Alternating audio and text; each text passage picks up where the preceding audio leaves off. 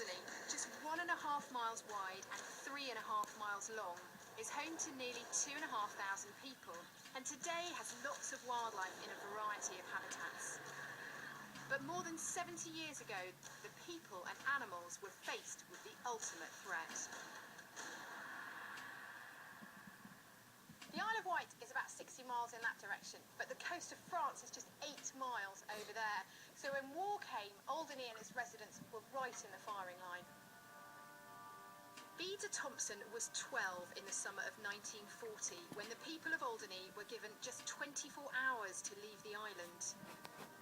We didn't know what was happening. We were taken down to the jetty, I remember that.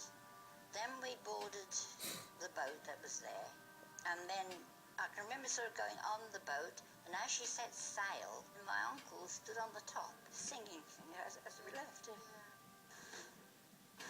On June the 23rd, 1940, the residents of Alderney were evacuated, just 9 days before the Germans landed on the island.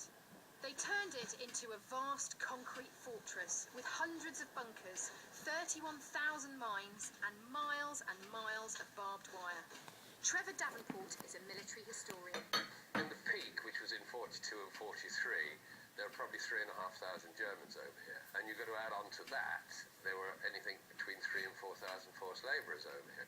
And just the amount of food that was needed to support that number of people, where did that all come from? Well, it came mostly from Sherbrooke. The Germans, up till the Normandy invasion, were reasonably okay, but from that period for the next, from June till May the following year, nearly 11 months, they were starving.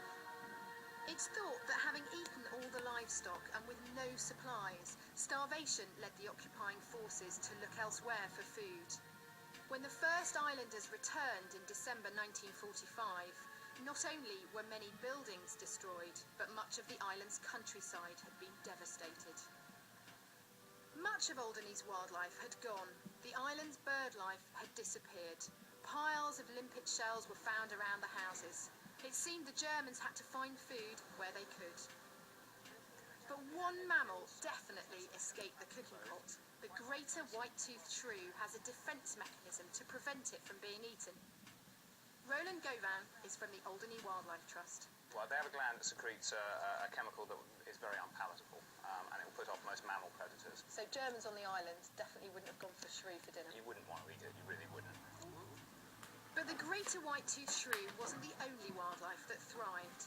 The soil disturbance caused by the building of bunkers helped to expand the island's heathlands, supporting a wide range of bees and butterflies.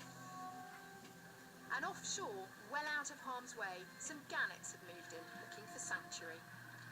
The gannetry here is absolutely stunning. Has it always been here? The first birds were reported coming in the same year that the island was evacuated, so when they get back after the war, they've gone from just a few pairs, new sightings on the rocks, to 300-400 pairs by the mid-1940s. Now we have 3,700 pairs, about 2% of the world population, give or take. With Alderney's troubled history and the amount of destruction to the island, it's a real testament to the power of nature and the resilience of its people in how the island has recovered, and the wildlife here today is truly flourishing. You know, I could watch gannets die.